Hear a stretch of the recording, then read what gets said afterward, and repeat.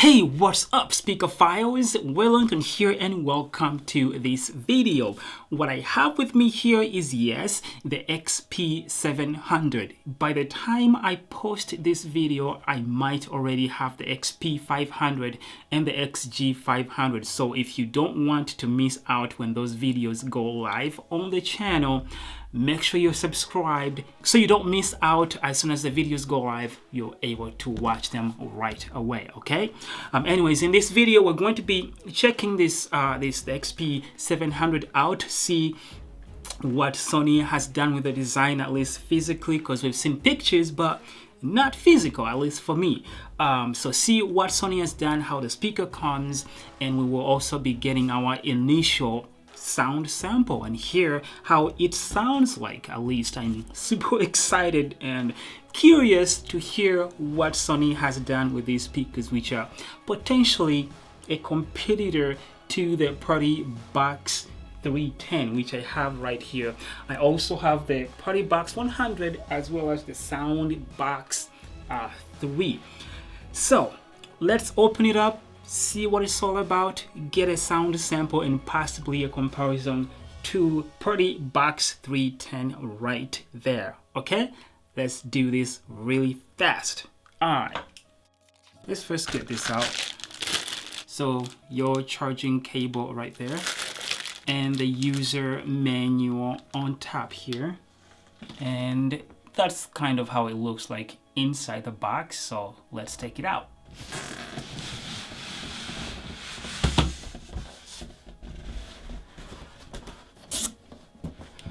So I just want to point something out real quick. I've just noticed that on this box right here, it has red and black. So I haven't seen anywhere where they've shown anything red. So I'm wondering if in the future, maybe in the near future, they're going to have a red version of this speaker, which will be interesting, I would say, but I kind of want to see that. I hope they do that, but as you can see, there's red and black, so that might be a red version of this speaker in the near future.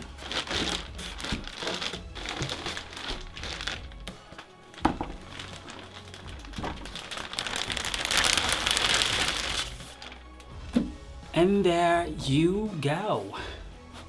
This is the thing. What do you guys think? I like the way these things look when you first get them out of the box. Nice, clean, and smooth. And I like the way it looks, by the way.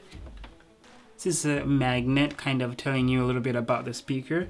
So this is a metal grill, you know, that's why that sticks to it. 25-hour playtime max. But that's usually when you are really low and you don't have lights on and you don't have any extra bass on or anything like that. Bare minimum, and you can get up to 25 hours of playtime, which is pretty cool.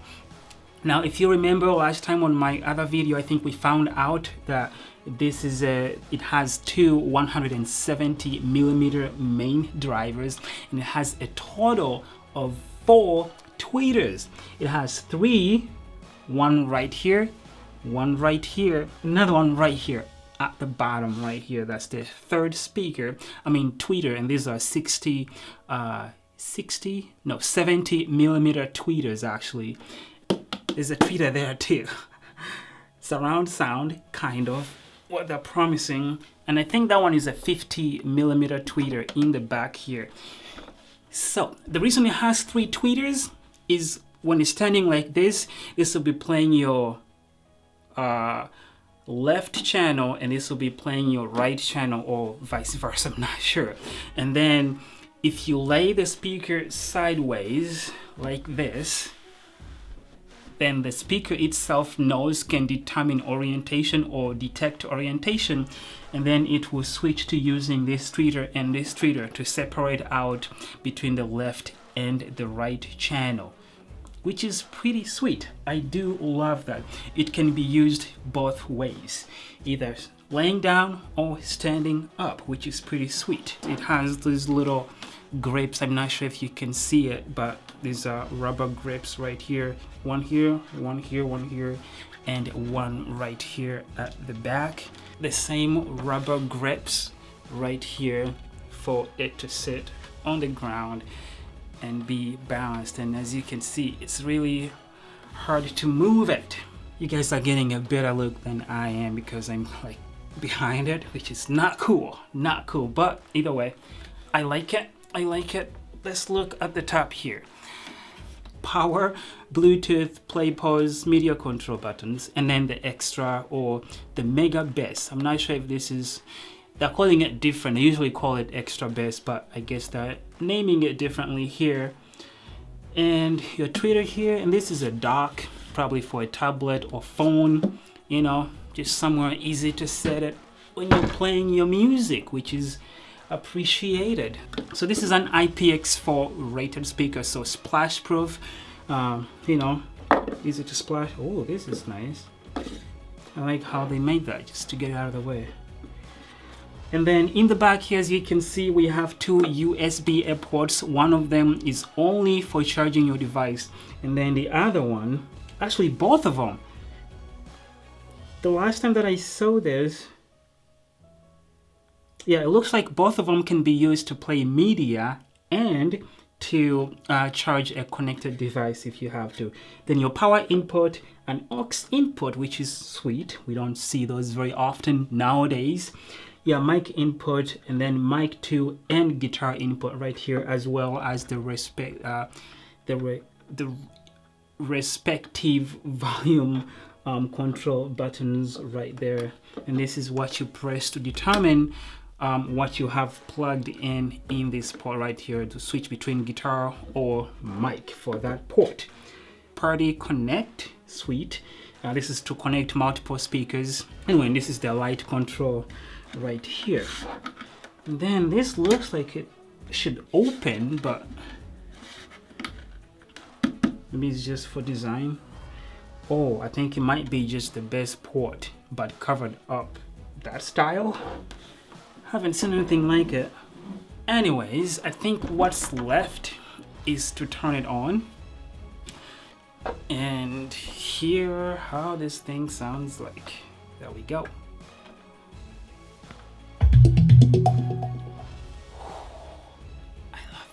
I like how these lights just glow. Like, they're not like the old lights that are just like strobe lights, just, you know, blasting in your face kind of thing. These are just like settle lights, you know, just give it a little bit of a glow kind of style. So this button back here is only to turn them on or off. It's not like changing light modes or anything. I think you can only do that maybe in the app, because Sony Music Center app and the Fiestable app, they are both compatible, and if you've used them before, there's so many features and stuff you can do in those apps with Sony speakers. So yes, there is that. I'm going to connect the Bluetooth so we can kind of get a feel.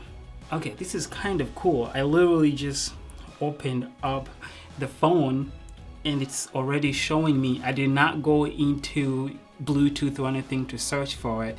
It just brought it up like that. Like, that is pretty sweet. Bluetooth connected. Okay, so I have all these speakers turned on, and I think we are ready for a little bit of a sound sample. Now, one thing I wanted to mention, I think I already did, but you need headphones to be able to get the best sound out of this. It's not perfect. I'm not saying that the way you hear them, even with headphones, is exactly the way they will be sounding when you have them right in front of you, but headphones help out, okay? You can't tell me like you can judge the sound of the speakers when using just a speaker on your phone. Like, come on, guy. Last thing, because it's late at night, it's indoors, my kids are sleeping, I don't really want to crank these things up, you know, wake them up. So in this sound sample, the speakers are going to be playing around 30 to 40% volume. If that's too loud, it might be even lower than that, who knows. But this is just initial sound comparison. So just watch for what the title or the names say down at the bottom of the speakers while they are playing to know what mode they are playing in. Okay, and yes, let's turn your headphones on and let's hear the speaker. I will be hearing them as you guys are listening to them. The songs you're going to hear are the songs I'm going to hear, and I'll give you my initial thought about this, the way the speaker sounds like. Okay, and then later on, after hearing the speaker for a little bit more in other songs that I can't play for you guys, I will also come back in my follow-up videos and show exactly how I feel after listening to it longer. Okay, all right, let's get the sound samples.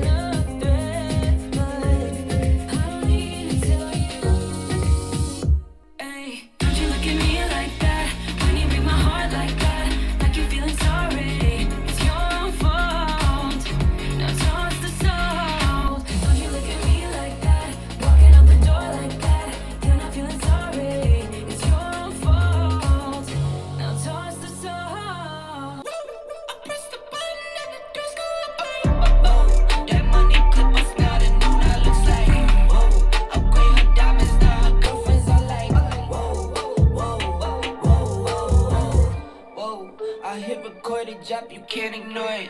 I'm transforming now these cars and planes, I'm always boarded. Just out touring down in Charlotte like I play for Hornets. When I'm performing, never boring, now you can't afford it. Champagne Perrier, finish friends on my face. Looking like I'm from the deep. These no Cartiers. Pockets deep, deep, deep, bro. I can make it in my seat, bro. Do you, I'm doing me, bro. Making noise, use a beat, bro. Whoa, I press the button and the doors go up like, that money clip was not a new, now looks like, upgrade her diamonds, now her girlfriends are like, Now, because this tweeter is kind of firing upwards, there's a good chance it won't be as effective for us to hear right now, but we'll see something that we will test in the upcoming videos to understand and see if we can hear a difference. But I mean, even if it's kind of firing up, it should feel like it should make a difference in comparison to one that does not have anything at all in the back. But let's hear it.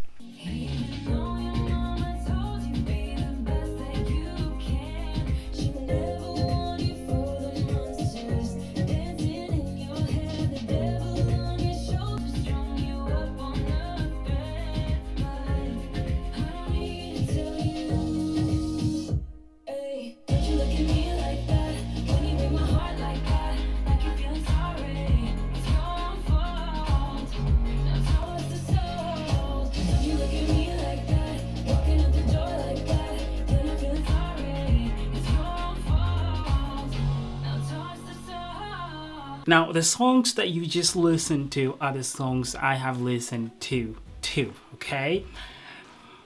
But from my initial listening, like right now, what you guys have heard, the first thing I've noticed is that they are about the same. Like when I put them at 30% volume and 30% volume, they sound about the same level of loudness. There's a big chance that at maximum volume, they're going to be about the same loudness. We'll find that out when I do the outdoor sound battle between these two speakers, but for now that's kind of what I'm feeling like, because whatever volume I put which one at, they sound about the same. The other thing I'm kind of noticing is that the tweeter in the back right here does make a difference. Now, like I kind of mentioned, because the speaker, the tweeter is kind of firing upwards, you guys did not hear the full effect. But when I moved closer and I'm at this kind of height, kind of like that, this does sound better. Even with, at the level that you guys are at right there, you can still hear that the vocals come out better, because of that tweeter, and it does not sound as muffled. It's not as good as being at the front because you're missing out on those 170 woofers, but that tweeter does work, does a job. It's nice to have it there. And I have a feeling that when you have the speaker sitting on the ground, that makes it even better, because it will be firing upwards to people who are standing up and maybe dancing on the floor. It makes a difference. The mids are pretty good, at least at the volume that we've been listening to. They come out clear, and I feel like overall the sound is pretty clean. It's pretty clean, at least at this volume right now. The highs are good on both speakers. The only thing I would say that the 310 is doing better is, again, bass performance.